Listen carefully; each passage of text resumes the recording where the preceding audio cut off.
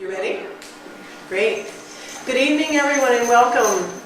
We are here this evening to celebrate the centenary of the foundation stone laying at the Goetheanum in Dornach, Switzerland, 100 years ago, in the evening at this time. And we're also here to celebrate the unveiling of the capstone that Frank has created for our future new building. It's a very amazing time in our world, and here for us, and this step that we're taking in initiating something that the world has never seen. And we hope someday that they are literally all over the world, heart buildings. So Frank is going to begin and explain all of this. And then afterwards, Dean is going to speak for a few minutes, and then Thaddeus, and then I will conclude, and then we're going to eat cake and celebrate. Thank you. Thanks, Faith. Welcome, and thank you for being here. And so to start off this correctly, I would thank I'd like to thank Richard Traverso here. Richard Traverso and his family has provided this facility for us in the middle of Silicon Valley. And we wouldn't have this going on if it weren't for him. So thank you, Richard. Yes. Thank you.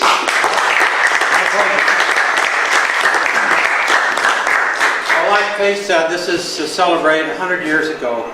They buried a foundation stone in Switzerland for the first building that was centered about and around the invisible. Something that cannot be seen, okay? That becomes manifested into the world and is now seen.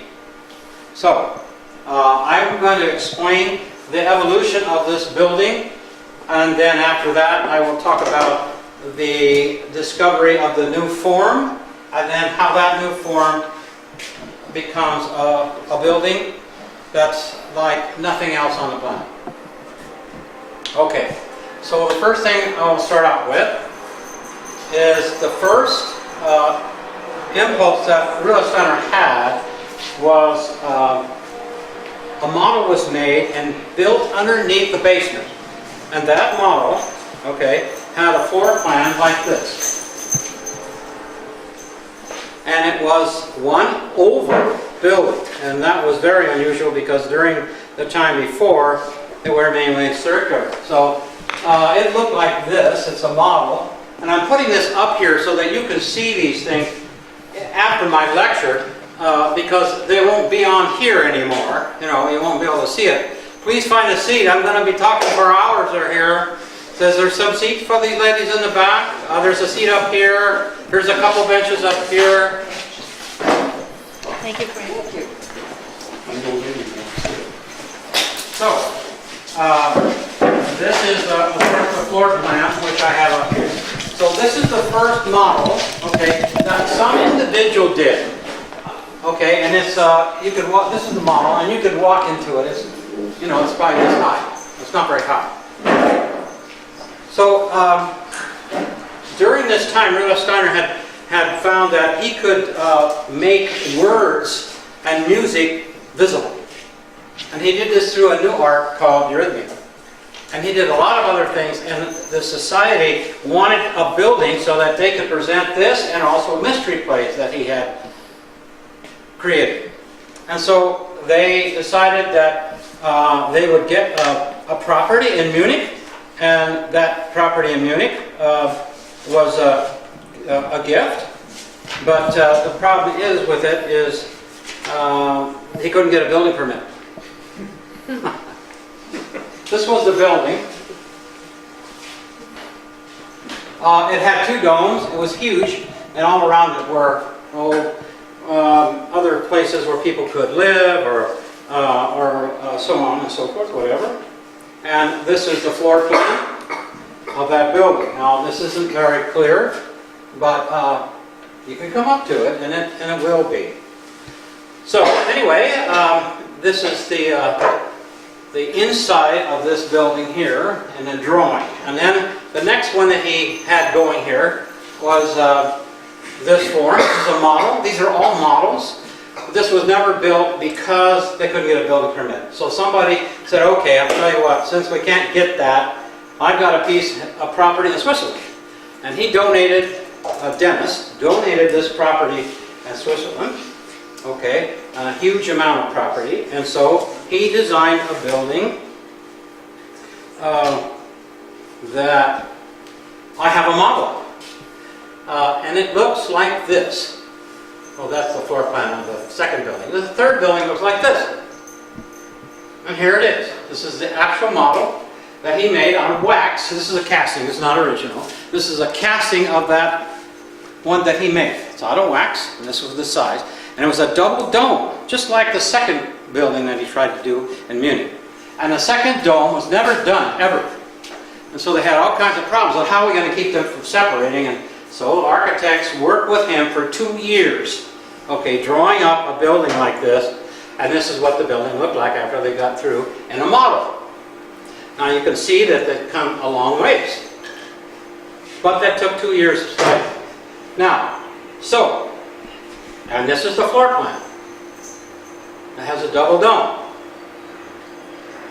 Now, one of the things that happened here is that these architects and the geometry was really working together. And these are the two domes. These two domes here, right there, are drawn geometrically. And you'll notice that there's a dotted line around the outside of the spheres, and then there's a solid line, okay, that also is included. And what he did was he took two dodecahedrons, he put them together. And this was the foundation stone, but it was much bigger. It's like this big, huge, made out of copper. He put cubes, pyrite cubes, in the center of each one. The bigger one, he put a smaller one in, and the smaller one, he put a bigger cube. Now, a cube is the symbol for earth. Okay, so what he was doing is trying to ground this into the dirt, into the ground. And what he did was consider this one was the microcosmic, and this is the macrocosmic, this is the microcosmic. And these are both relate to the human being. So it's 5 pentagram times 12. So this is what he had built. And inside this, he also put some inscriptions and writing and so forth that was very esoteric. And all of that, what he put in there is in here if you want to read it. I'm not going to repeat that, but because it's very lengthy. So what he did is that he took a sphere and put it around this one, and he took a sphere and put it around this one, and when they came together, they had to be fused together because they can be separate. This has to be closed. So what happens when you put a sphere around a big one and a sphere around a little one, you get this. Well, this is the dodecahedron that's large, and the small one that was designed around these two capitals, or spheres. So what he did is he separated this, and he put a base underneath it, like this, and there you go to the original design. Well, this is how he worked. So this foundation stone was laid in this time in 100 years, exactly to this very day and time of evening. It was a full moon, around 7:30. And this celebration of this, laying of this capstone, foundation stone, is coordinated now in Dornoch, right now, where the building was, and in California, and other areas across the country. One of them is at the Rose Center College in Barrows. The same time this is going. Okay, so if I can get you up to speed here, I want to show you the finished product, which is here. This is the real building. There it is here.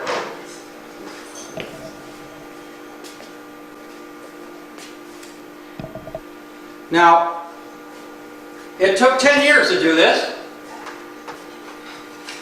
And on New Year's evening, 10 years later, someone set it afire. An arson. And it completely burned. Gone. Not here anymore. And this is the way it looked before, and the top picture is after it's gone. Completely destroyed. So, they bulldozed over the foundation and so forth, but right after it burned, Ruhlesteiner got right back to work and designed a new one. He designed a new building. And I think after about 3 weeks, he had it done. And this is a model of the new building. That's his model on a plate. So, I will kind of catch this up a little bit. So, if you want to, you can see this on the board. Here is the floor plan of the two cupolas. And now we have a model of the next one, or the last one, or the one that... What I did next was I took Ruhlesteiner's drawing. So I got a big one, and I have this one. This is the original one. Same drawing. I just photographed it. This is Ruhlesteiner's drawing, and all of this is mine. And what I found out was that all these drawings, all these lines are his, not me. All I did was take a colored pencil and color in the edges. And I found out that from the center of the first large cupola to the periphery, there's a kite. Look at that pink kite. I thought, oh my gosh, is that kite, you know what I mean. So then I saw, also there's a triangle which I made green. And that triangle fits on the side of the kite, and that folds into a tetrahedron. Absolutely. That's another relationship that the first Corinthianum has to this.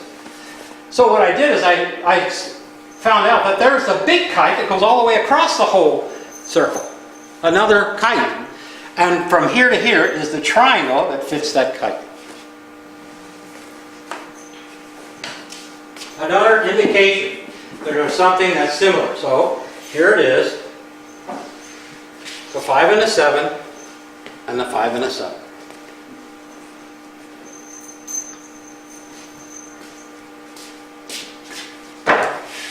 So this is a close-up that shows what I talked about. You can see.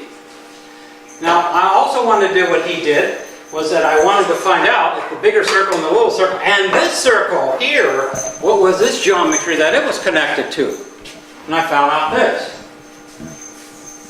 That the outside circle is 7, the inside circle is 6, and the bigger one is 5. That's 5, 6, 7.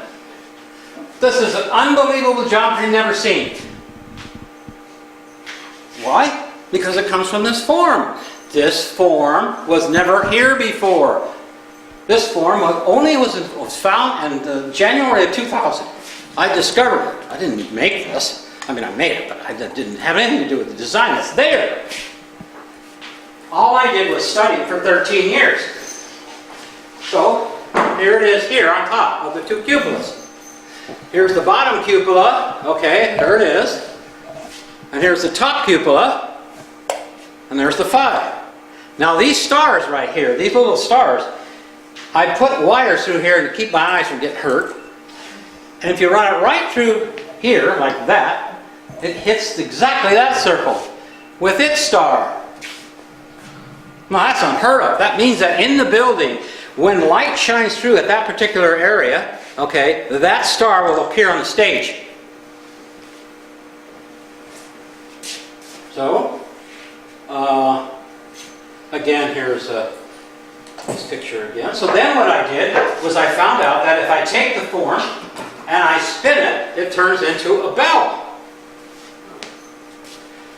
Okay, so this is the water process. It turns into a bell. Now, I made bells, okay, that would go along with the first Corinthianum. And I put them in here like this. And these bells are suspended on columns that are just like Ruhlesteiner's. they increased their size by 1/7, just like his. And each bell, okay, now was, in his building, a capital.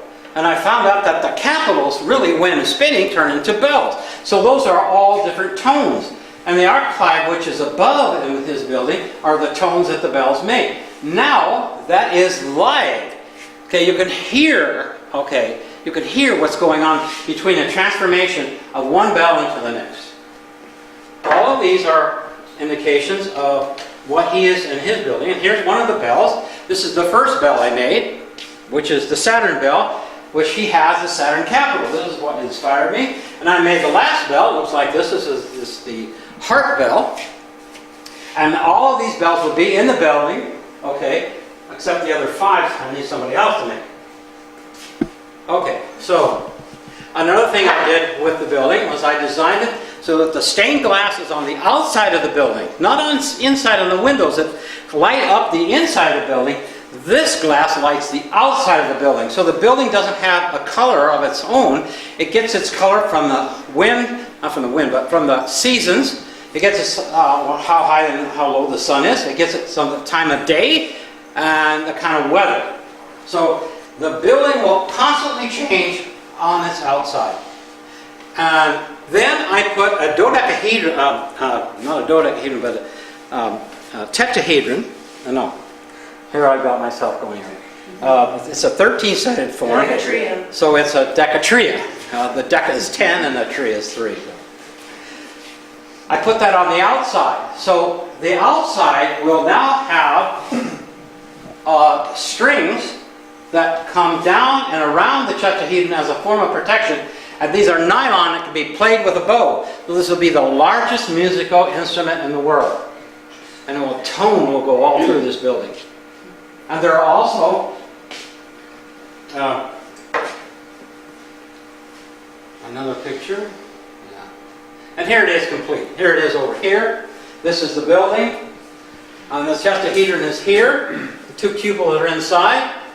This cupola, where it comes together with the one below it, and where this one joins with this, there's a light space. So the light and this will go right from the stained glass windows, will go right through that slit and make a ring of gold, a ring of beautiful colors on the season and the time of day. This is an art gallery, and underneath the basement is a place for all of the arts: painting, pottery, sculpture, music, acting, drama, on and on and on. All based on the unseen. We will be researching what cannot be seen. So here's an example of the bells. And this is the building itself, a model of the building. This is what it looks like. All of these things here on this side are, you can play this as a music instrument. And all underneath here are all studios. And in here are performances, galleries, places for drama, for eurythmy, for lectures, and so forth. And this form, okay, is standing up. It's not laying down like the first Gothiana. And this form is the basis of the human heart. I have given lectures at in San Francisco to doctors, and you can go to Heartistic Science. I have a certain website for that. HeartisticScience.org, and you'll see my lectures on the human heart that proves that it is. The geometry behind the human heart. It shows all kinds of things on how congestive heart failure can be prevented, what it looks like on the congestive heart failure, what the form does, what's inside, and I also found the 5th chamber. And the 5th chamber is right in the middle, okay, of the right ventricle. And this 5th chamber, when that happens in our heart, when that is able to develop, will change everything. When the human being is able to establish that. But it's there, we know it, and the geometry doesn't lie. You can't cheat. You can't cheat the stuff. You can't cheat. There's no way. You have 2 lines, and they cross. You can't move that over here or here or here. Only where it crosses. That's known as law, or lawful, or what is known as truth. Okay, so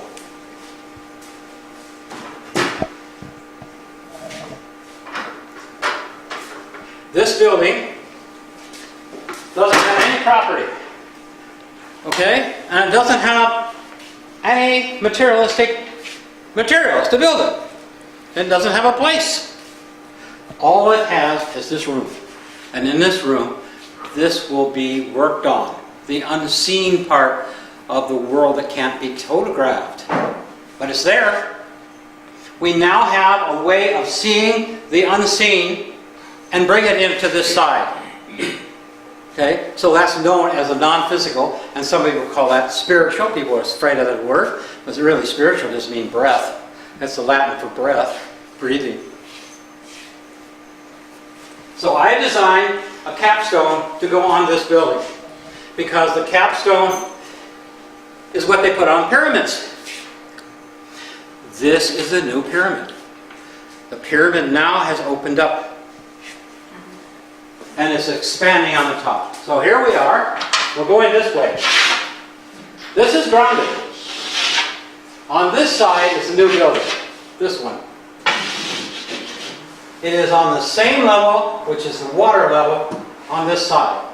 Not up here, but here. It's already grounded. Now it has to come up. So, it would make sense that this wouldn't have a foundation stone. It would have a capstone because it's not here yet. So I designed a capstone.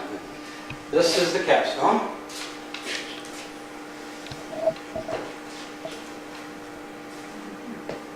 This is the tetrahedron with the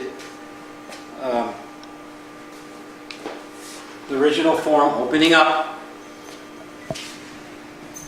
And inside, right in the inside, there is a green stone.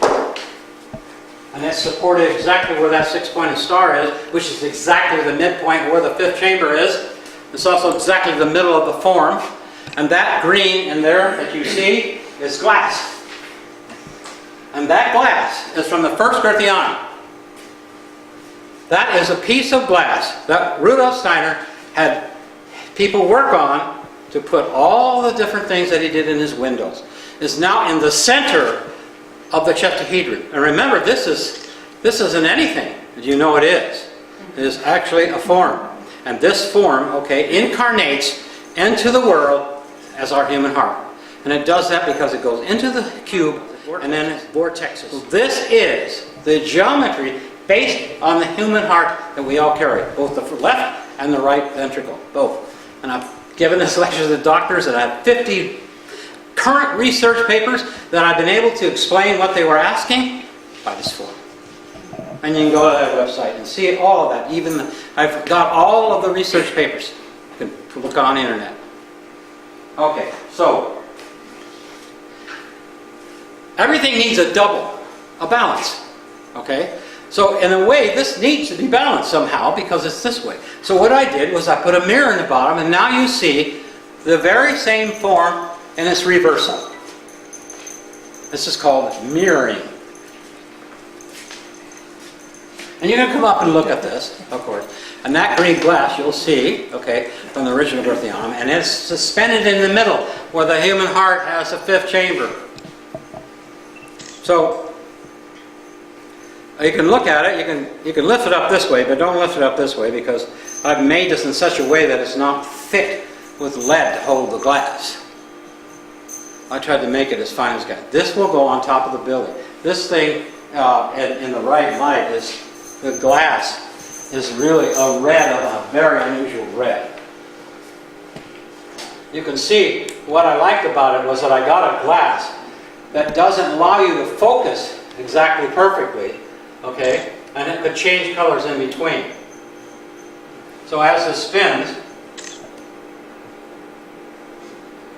we'll create a whole different effect, and you can go right outside that door, and you can look at the top of our building, and you'll see a tetrahedron lit up. Lit up. Right now it's lit up. When you go out, you'll see it. And Dean made it. Okay, so this is the capstone. I'll put it here.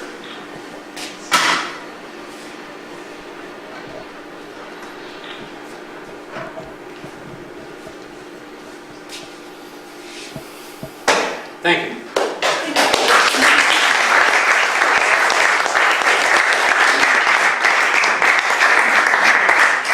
Okay, I have 10 minutes before the next lecture. So if you want to ask me any questions, I've got 10 minutes, and then Dean will give a lecture, and then Thaddeus will give a lecture, and then Faith will too. So anybody have any questions on this building or whatever? I've already been offered 2 properties. Where? But there's no way. This one's way out in the desert. I even drove out there. Oh my God, no. Where it belongs is in the middle of Silicon Valley. Yes. This is where it belongs. And I'll tell you why. Because this is all about expanding, and Silicon Valley is all about contracting. Everything's getting smaller and faster and hotter. Here it was getting larger and cooler and slower. And that's what the heart has to do. All this contraction is hurting our heart. I know we got Google, we got Oracle and Facebook all around us. Okay, all this contraction. It's going to get worse. This is the first ever of the development of an expansion that's lawful, that can take place here. The best place in the world is here. Why? Okay, listen. Why do I say that? Well, you know why I say it. But what's amazing is, this is where we are. Thank you, Richard. You put us in a place that's perfect for our work. We can expand this contractiousness that's going on around us.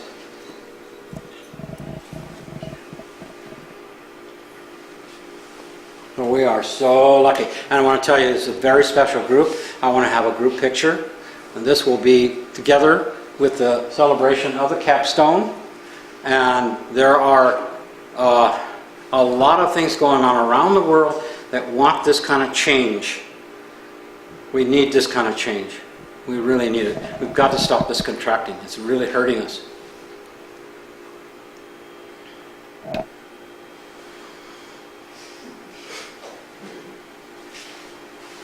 So what do I do about this building? I want to build one in here.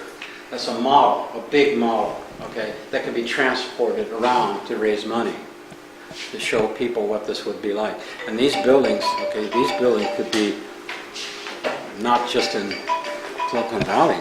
These buildings could be in the Philippines. I know the Philippines would grab onto this. They are so excited about this. So it can be on a lot of places. But it should be here. First one should be here. One in Hawaii. One in Hawaii. What's that? Oh, we want one in Hawaii. And Hawaii. Absolutely one in Hawaii. You've got to have one in Hawaii. Absolutely. All the trade winds and the aloha. The all kingdom the of open-heartedness of the Hawaiian people. Okay? That's what this is. All about opening the heart. This where the deep, if I take this all the way out to deep space. This is all about turning the earth into a planet of love. Based on the human heart of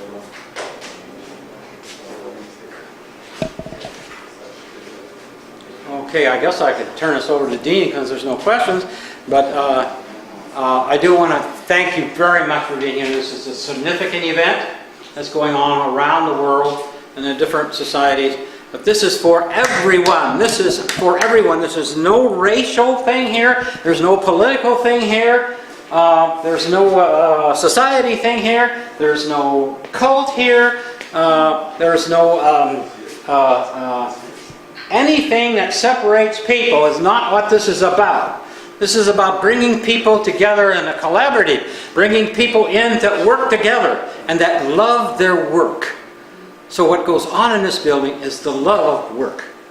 Because the love comes from the will. And what we use our hands, okay, the heart forces don't grow. We use our brain, but not like our will. And if we give our will away to the computer all the time, okay, then it becomes less, our will. Everything you see, everything I've done in 13 years, I never 1 second used the computer. Not once. The only reason I use the computer is for the presentations, to check my email, and look stuff up. That's it. Never. And I got these guys go, oh, listen, I got a program that does these wire nets, and you can put all these frames together, and you can turn them and look at this side and look at that side. And I said, you know what? I can do that in my mind. The guy just turns red, he gets mad. He can't. He needs something into a program and have the program do it. Sorry. That's not the work of expansion. That's the work of contraction. Giving away to some machine. We have too many machines going on around here. Everything's based on them. This is not about machines.